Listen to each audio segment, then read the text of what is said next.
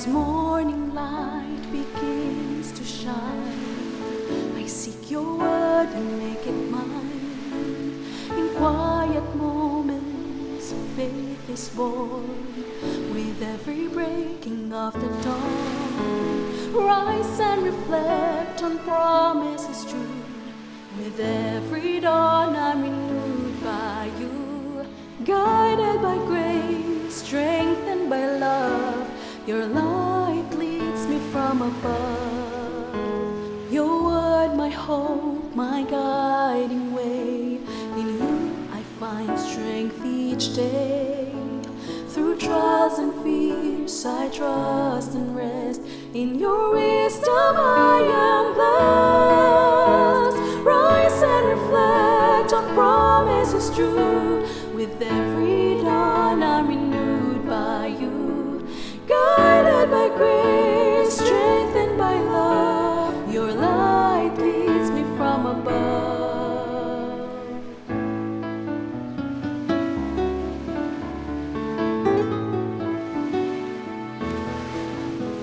Your word, my hope, my guiding way. In you I find strength each day. Through trials and fears I trust and rest. In your wisdom I am blessed. Rise and reflect on promises true. With every dawn I'm renewed by you. Guided by grace, strengthened by love, your light leads me from above. Rise and reflect on promises true. With every dawn I'm renewed by you. Guided by grace, strengthened by love, your light leads me from above. Your light leads me from above.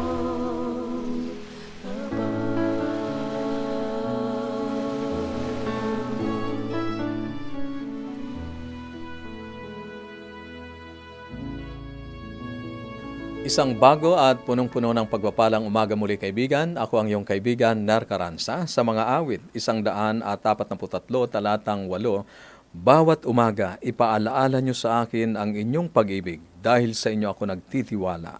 Ipakita niyo sa akin ang tamang daan na dapat kong daanan dahil sa inyo ako nananalangin. Kaibigan, ikaw ay nakikinig dito sa ating himpilan, AWR 89.1 FM, at ito ang ating programang Rise and Reflect.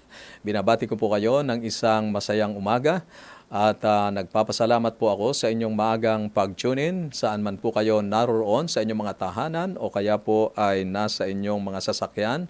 Maraming salamat po sa inyong maagang pag-tune-in dito po sa ating himpilan, AWR 89.1 FM. Ganon din po sa mga kaibigan nating nasa iba't ibang lugar sa sanlibutan ito sa pamamagitan po ng panunood sa Facebook and YouTube channel.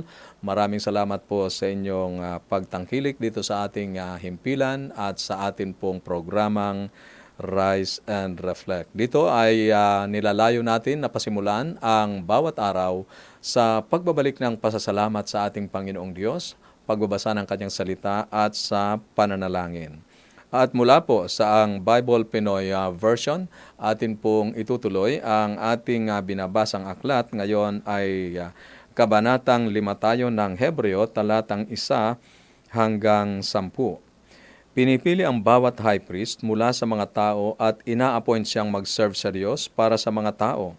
Nag-aalay siya ng mga sacrifices at offerings para mapatawad ang mga kasalanan. Kaya niyang pagpasensyahan ang mga walang alam at naliligaw ng landas, kasi siya mismo mahina rin sa maraming bagay. At dahil nga dito, dapat mag-offer siya ng sacrifices, hindi lang para sa mga kasalanan ng iba, pero para rin sa mga kasalanan niya. Hindi lang basta vino-volunteer ang sarili para makuha ang honor ng pagiging high priest. Ang Diyos ang tumatawag sa kanya, gaya ng pagpili kay Aaron. Si Christ din, hindi siya ang nagtaas sa sarili niya para maging high priest. Ang Diyos ang nagsabi sa kanya, ikaw ang anak ko. Ngayon, naging tatay mo ako. At sinabi rin ng Diyos sa ibang part ng scripture, isa kang priest magpakailanman, kagaya ng pagiging priest ni Melchizedek. Nung nandito si Jesus sa lupa, nag-pray siya ng malakas at umiiyak. Humingi siya ng tulong sa Diyos na kayang magligtas sa kanya sa kamatayan. At dahil humble siyang sumunod, pinakinggan siya ng Diyos. Kahit na anak siya ng Diyos, natutunan niyang maging masunurin dahil sa mga pinagdaanan niyang hirap. Nung nagawa na niya ang lahat ng dapat niyang gawin, naging dahilan siya para magkaroon ng walang hanggang kaligtasan ang lahat ng sumusunod sa kanya. Ginawa siya ng Diyos na high priest, gaya ng pagiging high priest ni Melchizedek. Mas mabuting punong pari. Karaniwang kasama ng mga pag-post ng trabaho ang isang section na naglalarawan ng mga kwalifikasyon para sa posisyong kailangan.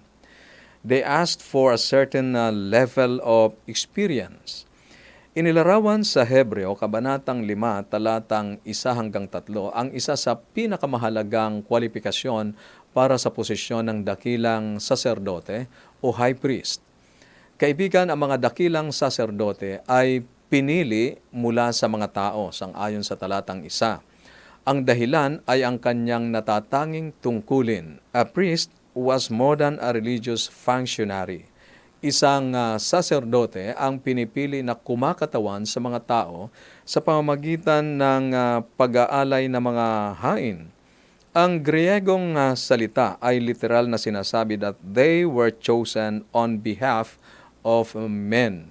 At kahit anak siya mismo ng Diyos, sang-ayon sa Hebreo, Kabanatang 5, talatang 8, natutunan niya ang pagiging masunurin sa pamamagitan ng mga pagtitiis na dinanas niya. Idiniin ni Apostol Pablo ang sumulat ng aklat na ito na upang maging mabisa sa tungkuling ito, ang mga pari ay dapat maging katulad ng kanilang kinakatawanan. Ang karanasan ng kahinaan kasama ng mga tao ay nagbibigay daan sa pari na dahil tao rin siyang katulad natin na may kahinaan, mahinahon siyang nakikitungo sa mga taong hindi nakakaalam na naliligaw sila ng landas, sang-ayon sa talatang 2. Dahil ang mga makalupang pari ay may kaparehong likas na makasalanan gaya ng kongregasyon, kailangan nilang mag-alay ng mga hain para sa kanilang sarili at para din sa iba, sang-ayon sa talatang 3. Ang pagiging saserdote ay isang tungkulin, hindi isang pagpili ng karir.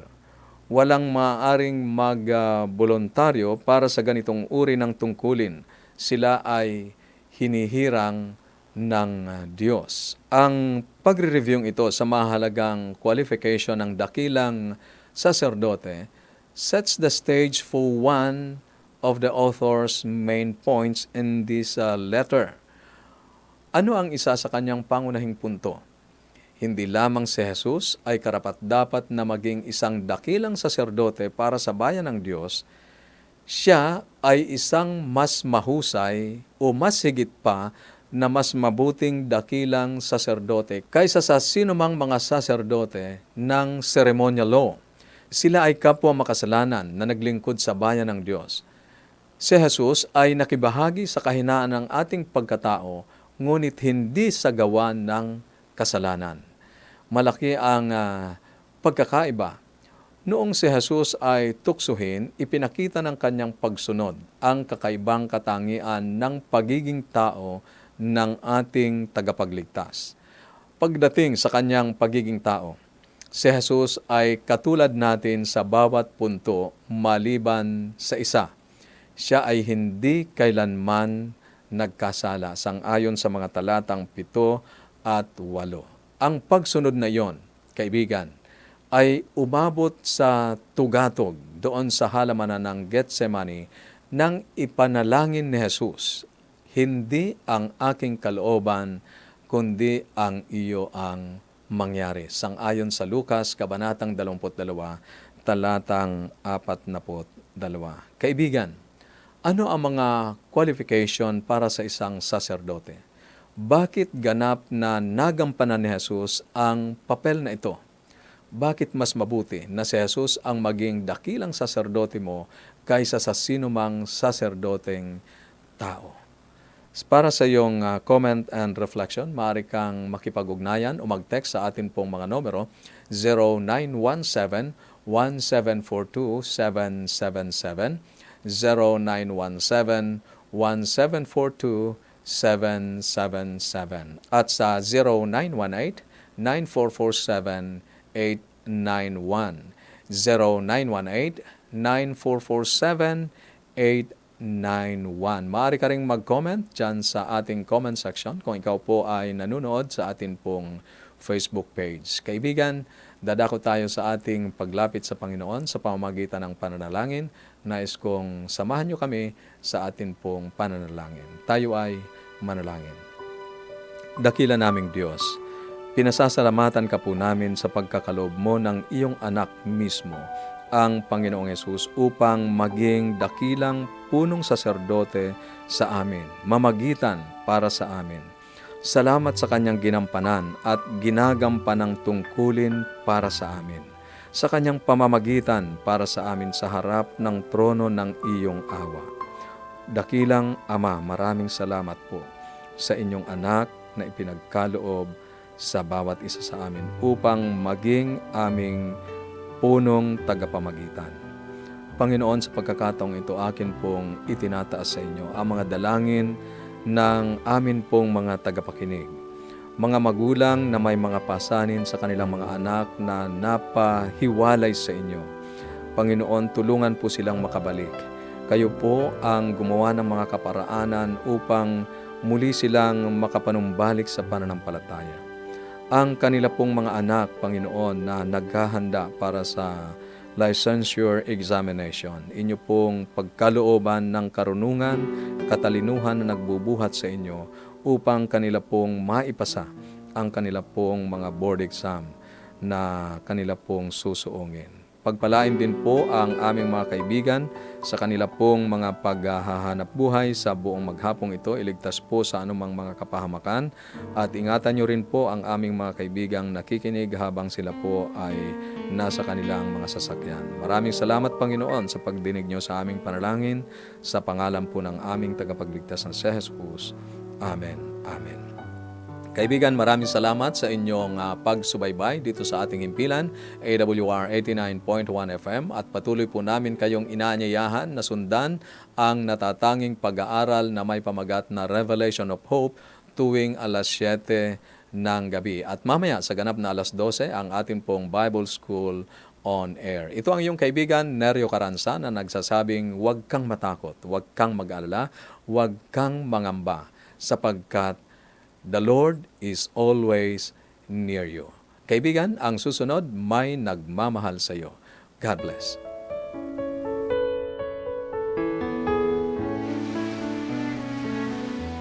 As morning light begins to shine, I seek your word and make it mine. In quiet moments, faith is born. With every breaking of the dawn, rise and reflect on promises true. With every dawn, I'm renewed by you. Guided by grace, strengthened by love, your light leads me from above. Your word, my hope, my guiding way. In you I find strength each day. Through trials and fears, I trust and rest. In your wisdom I am blessed. Rise and reflect on promises true. With every dawn I'm renewed by you. Guided by grace, strengthened by love, your light leads me from above.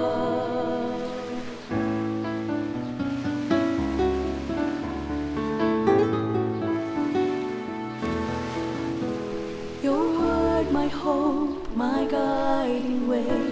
In you I find strength each day. Through trials and fears I trust and rest. In your wisdom I am blessed. Rise and reflect on promises true. With every dawn I'm renewed by you. Guided by grace, from above. Rise and reflect on promises true.